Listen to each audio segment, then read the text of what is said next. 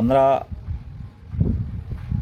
সবাই জানেন আগামী 11ই ফেব্রুয়ারি বিকাশ ভবনের পাশেই আমরা মুখ্যমন্ত্রীর দৃষ্টি আকর্ষণের জন্য 1,50,000 ভ্যাকান্সি সহ দ্রুত নতুন প্রাথমিক শিক্ষক নিয়োগ, সেই দাবিকে সামনে রেখে আমাদের লক্ষ্য আন্দোলন নয়, আমি বারবার বলি আমাদের লক্ষ্য হচ্ছে দ্রুত ভ্যাকান্সি দিয়ে 50,000 ভ্যাকান্সি সহ নিয়োগ। আমরা সকলেই জানেন যে নতুন প্রাথমিক শিক্ষক নিয়োগের কিন্তু একটা ভূমিকা তৈরি হয়েছে। প্রাথমিক শিক্ষক নিয়োগ হবে, কিন্তু কবে হবে এবং শূন্যপদ কত হবে সে বিষয়েও কিন্তু চিন্তাভাবনার আছে। আমরা দেখেছেন ঝাড়খণ্ডের কত ভ্যাকান্সি দিয়েছে, বিহারে কত ভ্যাকান্সি দিচ্ছে। তো সেই জায়গায় দাঁড়িয়ে বিধানসভা ভোট একটা বড় ফ্যাক্টর। আর আজকে আপনারা আজকাল রায়টা দেখলেন দিল্লির। আমরা কোনো রাজনৈতিক সংগঠন নয়, কিন্তু আমাদের বঞ্চনার বিরুদ্ধে কথা বলতে গেলে কিছু কিছু কথা আমাদের বলতে হয়। যে দীর্ঘ 1 বছর নয়, 2 বছর নয়, আমি রোদেই বসে আছি, দীর্ঘ 1 বছর নয়, 2 বছর নয়, দীর্ঘ 5 বছর পর রাজ্যের টেট হলো এবং একমাত্র টেট যার ওএমআর আছে, প্রত্যেকজনের কাছে ওএমআর দেওয়া হয়েছিল, সেই ওএমআর হাতে নিয়ে টেট কোয়ালিফাইড সার্টিফিকেট নিয়ে আরও 2 বছর পর আমার ব্যক্তিগতভাবে মনে হয়, কেন সবাই বলবে যে 2022 টেট নিরপেক্ষভাবে যদি দেখা হয়, 2022-এর প্রাথমিক টেট দীর্ঘ 5 বছর ডিএলএড ব্যাচরা কিন্তু বেরিয়েছে, কিন্তু ডিএলএড ব্যাচরা কিন্তু কোনো টেট দিতে পারেনি। 2017 শেষ নোটিফিকেশান, যেখানে লাস্ট 17-19 যারা ফর্ম ফিল আপ করেছিল, 17-19 লাস্ট ডিএলএড প্রশিক্ষণপ্রাপ্ত ট্রেনিং যারা দিয়েছে তারা কিন্তু 2017-এ ফর্ম ফিল আপ করতে পেরেছিল। তারপর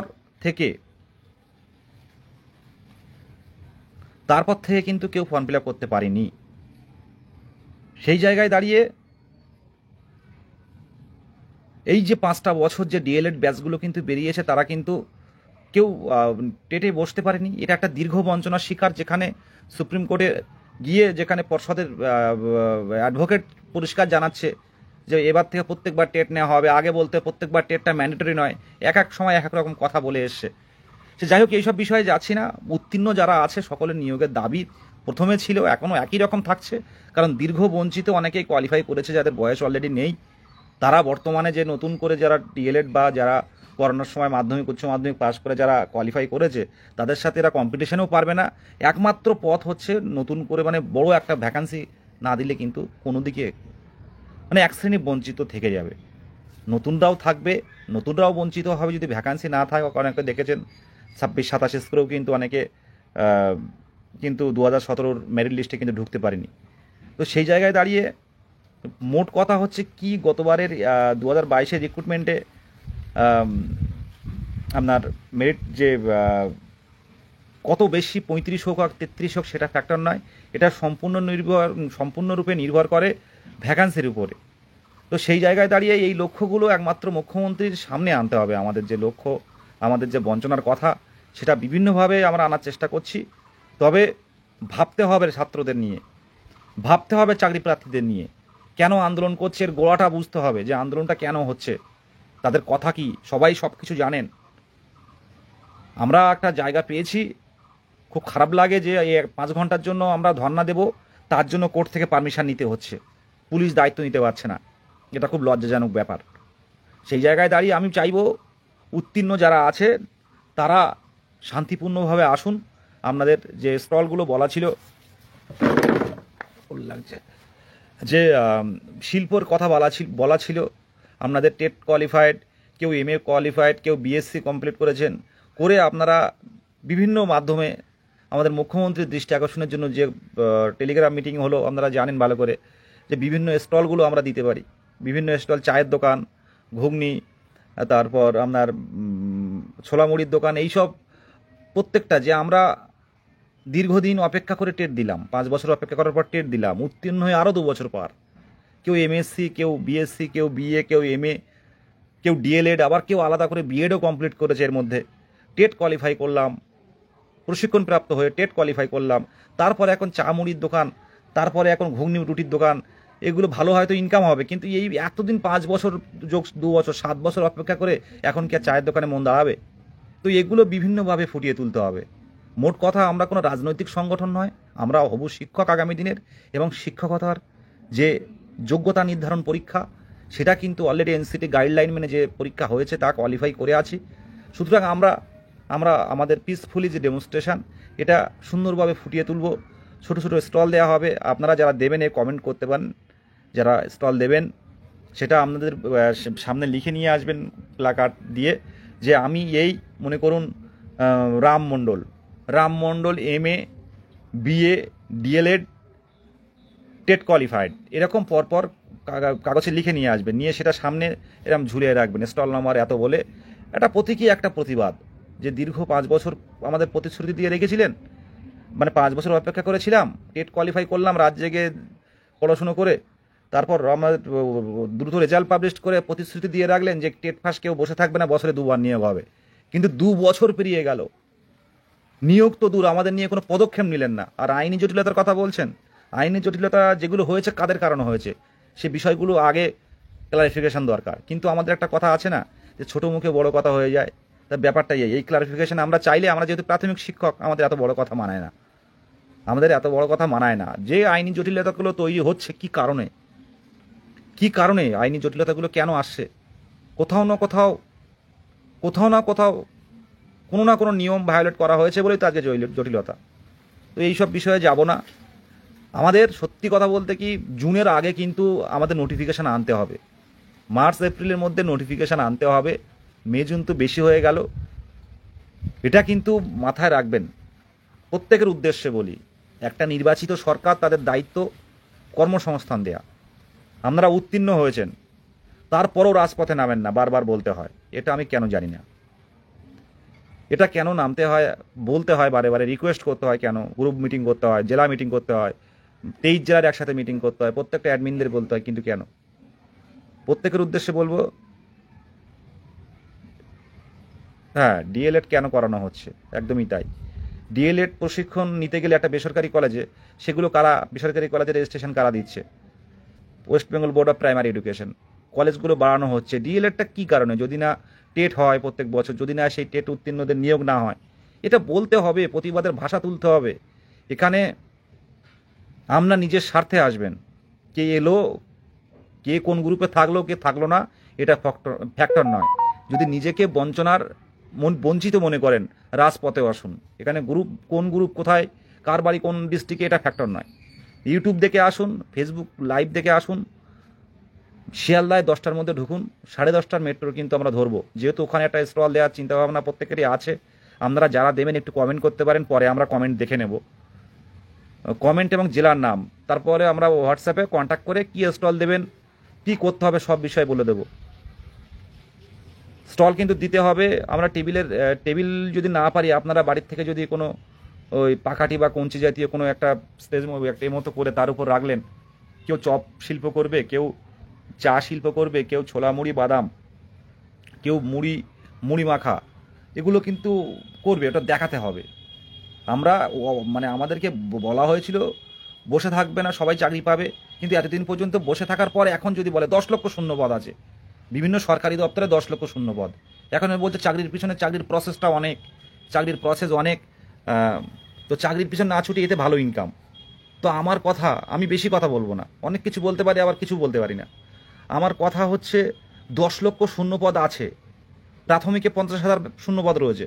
তো শূন্যপদ থাকা মানে তো সেখানে ডিপ্রাইভ হচ্ছে বাচ্চাদের মানে যে ম্যান্ডেটরি, বাচ্চাদের বাধ্যতামূলক শিক্ষা, মৌলিক শিক্ষা যেটা, তার থেকে তো এটা ক্ষতিগ্রস্ত হচ্ছে। মানে অলরেডি আর্টিকেল 21 এটা ব্রেক করা হচ্ছে।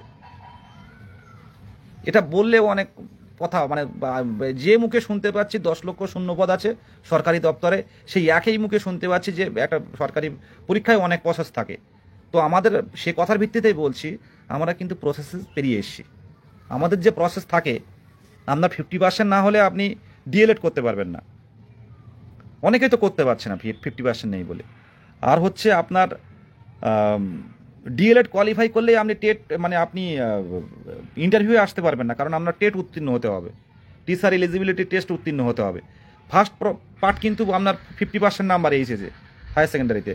সেকেন্ড হচ্ছে ডিএলএড, ডিএলএড পণ্য প্রশিক্ষিত হলেন, ডিপ্লোমা ইন এলিমেন্টারি এডুকেশন, তারপর টিচার এলিজিবিলিটি টেস্ট। আপনার 3টে পার্ট কিন্তু পেরিয়ে এসছেন আপনি কিন্তু 3টে পার্ট পেরিয়ে এসছেন আমি। তো আমাদের প্রসেসটা কিন্তু এগিয়ে, শুধু একটু ইন্টারভিউটা বাকি। ইন্টারভিউ সাথে সাথে আমার মেরিট লিস্ট তৈরি হবে। তো মুখ্যমন্ত্রীর কথা থেকে, মাননীয় মুখ্যমন্ত্রীর কথা থেকেই বলছি যে চাকরির পরীক্ষা হ্যাঁ অনেকগুলো ধাপ রয়েছে, কিন্তু সেই ধাপ সবগুলো পেরিয়ে এসেছি আমরা, চূড়ান্ত পর্যায়ে আছি আমরা, শেষ ধাপে আছি আমরা, শুধুমাত্র ইন্টারভিউ।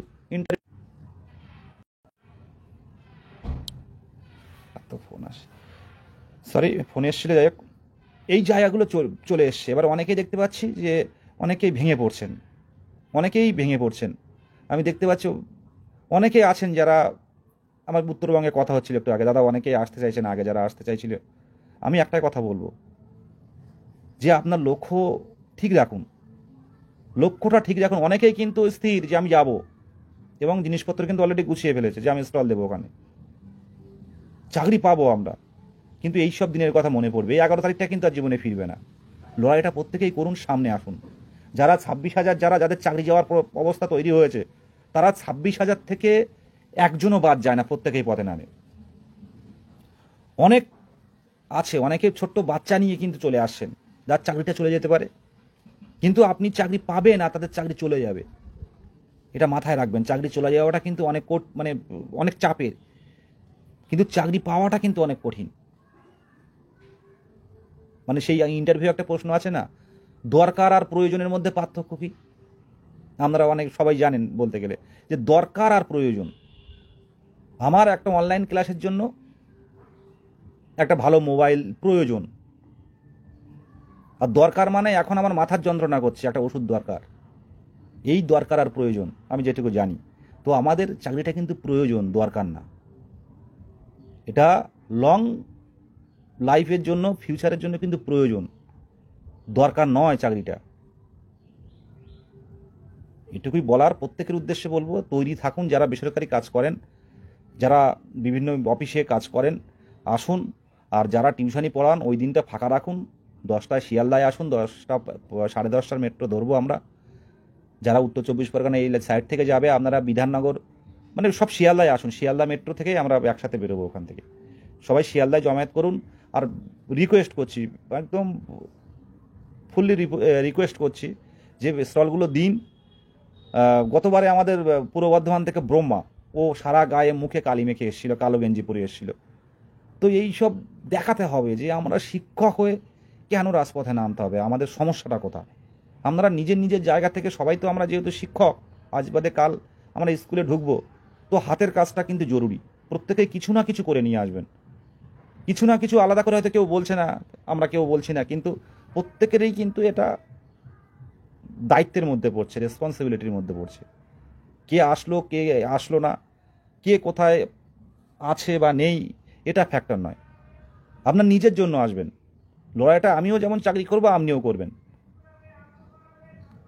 যখন মেরিট লিস্ট তৈরি হবে, যখন মেরিট লিস্ট অলরেডি আপনি যখন বাড়িতে অনলাইনে দেখবেন, ফার্স্ট টাইমে ইন্টারভিউ দিয়ে আসলেন, তার কয়েক মাস পরে যে আজ লিস্ট বেরোবে, বা আপনি দেখতে পাবেন আপনি মেধার ভিত্তিতে আপনি কোন স্থানে আছেন। তো সেই জায়গাটা কিন্তু আপনি বন্ধুর নাম দেখবেন না, সেই জায়গাটা কিন্তু আপনার রোল নাম্বারটা মনে থাকবে। আপনি যে এনরোলমেন্ট নাম্বার থাকবে যে ইন্টারভিউ যাওয়ার আগে, তো আপনি কিন্তু সেটা আগে মা বলে, ভগবানের নাম, আল্লাহর নাম, ঈশ্বরের নাম, গড়ের নাম বলে কিন্তু আপনার ডিজিটটা বসাবেন। সেখানে কিন্তু বন্ধুবান্ধব থাকবে না। তাই লড়াইটা নিজের স্বার্থে আসুন। এত কিছু বলা, বুঝুন যে আজকে যদি আমরা হারিয়ে যাই, এই ধর্নাটা তো কোনোভাবেই হচ্ছিল না। আমি জোর করে, সুভাষ লাইভ দেখছে, সুভাষও বারবার বলছিল বিদেশে একটা কিছু করার দরকার আছে।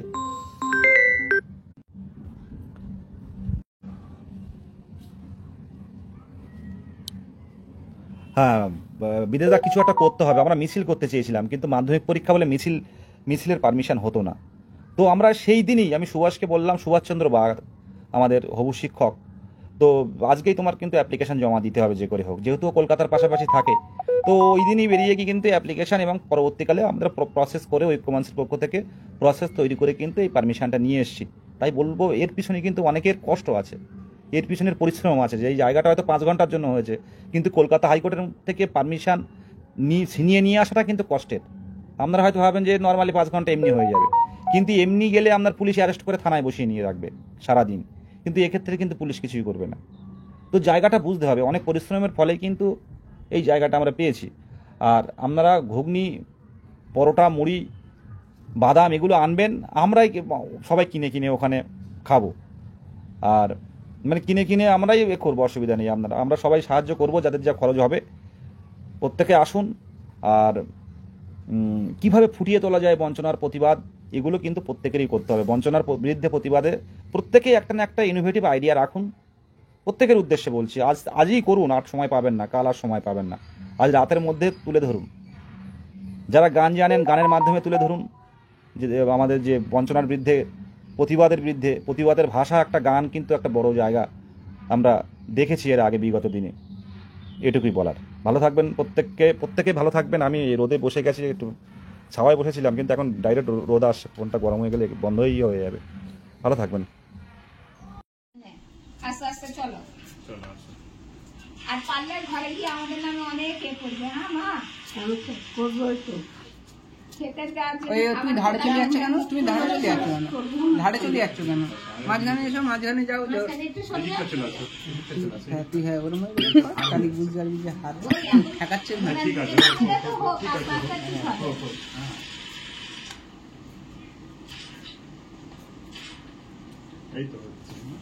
তাহলে আগে যেরকম অবস্থায় আনা হয়েছিল, এখন কি সেরকম অবস্থা আছে? না, ঠিক আছে, এই তো এরকম তো ইঞ্জিনিয়ার প্র্যাকটিস করো।